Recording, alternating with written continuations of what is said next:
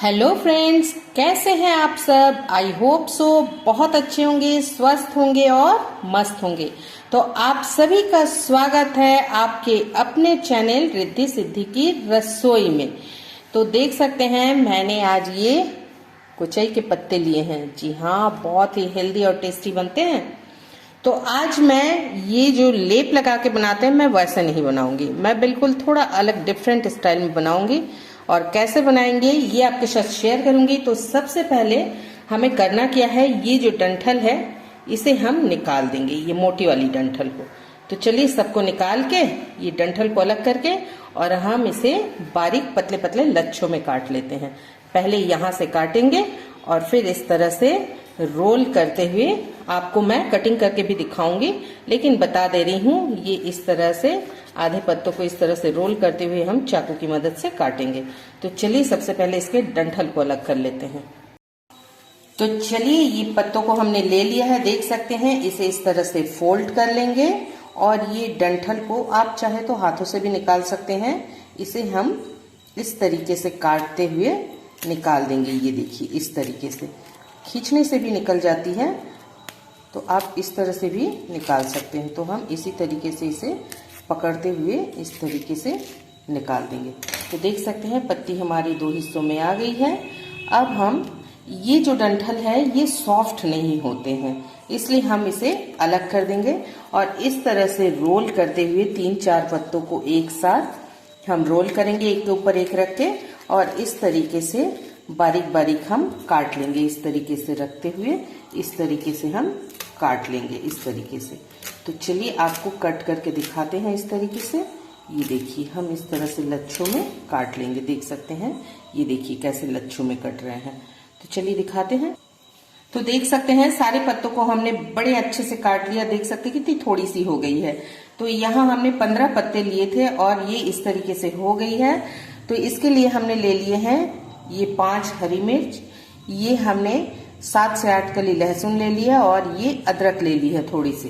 तो इसे हम अदरक लहसुन और मिर्च को मिक्सर में हम थोड़ा सा दरदरा कर लेंगे।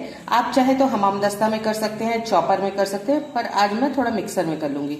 और देसी जुगाड़ से चाहे तो 1 गिलास में इन सबको डाल के बेलना से भी आप बेलन से भी कर सकते हैं।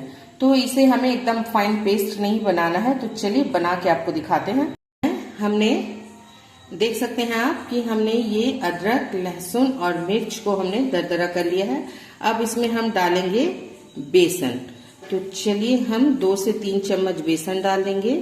ये हमने 3 चम्मच और आधा चम्मच और डाल देंगे। तो हमने 3.5 चम्मच बेसन डाल दिया है इस चम्मच टेबल स्पून के हिसाब से। उसी चम्मच के नाप से हम 1.5 चम्मच चावल का आटा मिक्स कर देंगे। आधा चम्मच हम डाल देंगे सफेद तिल, 1/4 चम्मच हम ले लेंगे अजवाइन।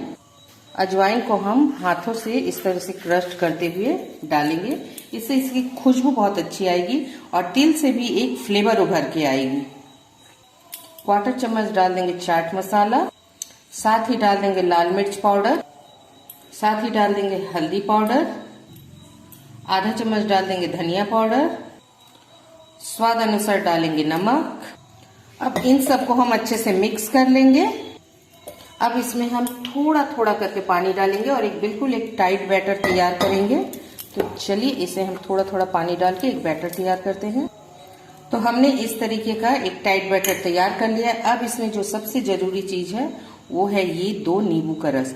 नींबू का रस जरूर डालिएगा, क्योंकि नींबू का रस डालने से इसमें जो एक बोलते हैं ना गले में एक खराश टाइप की आती है कभी कभी किसी किसी पत्ते में, हर पत्ते में नहीं होती है। कभी कभी हमारी नानी कहा करती थी कि जो धूप में नहीं रहते उसी से गले में खराश रहती है, और जो धूप में खड़े रहते हैं जो पौधे उनके पत्ते नहीं काटते।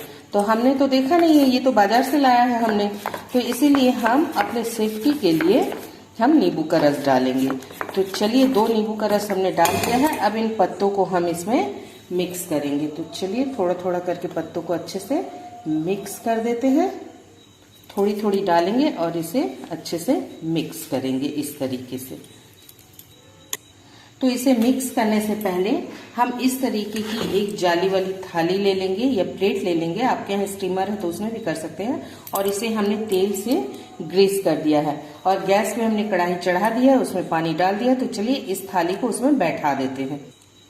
अब हम इसे हाथों से अच्छे से मैश कर लेंगे, क्योंकि हाथ हमें अब डालना ही पड़ेगा, क्योंकि इसके हमें बनाने भी है डो। तो चलिए हम इसे अच्छे से मिक्स करके आपको दिखाते हैं। तो देख सकते हैं इसकी हमने बहुत अच्छी सी एक डो तैयार कर लीजिए। तो चलिए चलते हैं गैस की ओर। तो आपको दिखाती हूँ, ये देखिए पानी हमने चढ़ा दिया था, ये देखिए बॉयल आने लगी है। तो हमें इसे मीडियम फ्लेम पे इस तरीके से, तेल हमने तो लगा ही रखा है, इसे हम थोड़ा सा इस तरीके से बैठा देंगे। तो चलिए इस तरीके से हम डो को थोड़ा लंबा कर देते हैं। तो हमने इसे सेट कर दिया है, देख सकते हैं, और फ्लेम को हमें मीडियम टू हाई ही रखना है। अब इसे हम 10 मिनट के लिए इस तरीके से ढक देंगे। ऐसे बर्तन से ढकेंगे जिससे हवा बिल्कुल बाहर ना जाए। तो चलिए इसे पकने देते हैं, फिर मिलते हैं। तो चलिए देखते हैं हमारी तैयार हो गई होगी। तो इस तरीके से थोड़ा सावधानी पूर्वक कीजिएगा। ये देखिए बिल्कुल तैयार हो गई है। तो देख सकते हैं ये हमारी थोड़ी ठंडी हो गई है, इसे हमने ठंडी कर ली है। अब इसे हम एक प्लेट पे निकाल के काटते हैं। ये बड़ी इजीली निकल जाती है, ये देखिए हमने निकाल लिया है। चलिए इसे अब हम एक प्लेट में रख लेते हैं और इसे कट करके दिखाते हैं। तो हम इसे थोड़ी मोटी मोटी ही कट करेंगे, आप चाहे अपने हिसाब से कट कर सकते हैं। तो चलिए हम इस तरीके से इसे कट कर लेते हैं। तो देख सकते हैं कितनी अच्छी बनी है। तो चलिए इस तरीके से कट करके सबको दिखाते हैं। तो देख सकते हैं हमने सारे पीसेस कट कर लिए हैं। तो चलिए अब चलते हैं गैस पे कढ़ाई की ओर, जहां इसे हम फ्राई करेंगे। आप चाहे तो डीप फ्राई कर सकते हैं, आप चाहे तो सैलो फ्राई कर सकते हैं, आप चाहे तो इसकी ग्रेवी भी बना सकते हैं। तो आज हम इसकी पकौड़े की रेसिपी शेयर कर रहे हैं। तो चलिए हम फ्राई करते हैं, फिर आपको दिखाते हैं। तो गैस पे हमने कढ़ाई चढ़ा दी है, उसमें डाल दिया है तेल। आज हम सरसों के तेल से फ्राई करेंगे।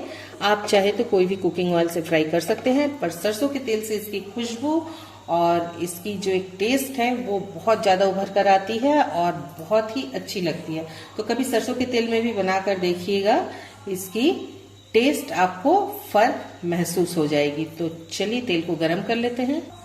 तो तेल हमारी गर्म हो गई है। चलिए अब हम एक एक करके इसे इस तरीके से फ्राई करेंगे। तो चलिए हम डाल देते हैं। तो हमने जितना आया था हमारे कढ़ाई में हमने उतना ही डाला है।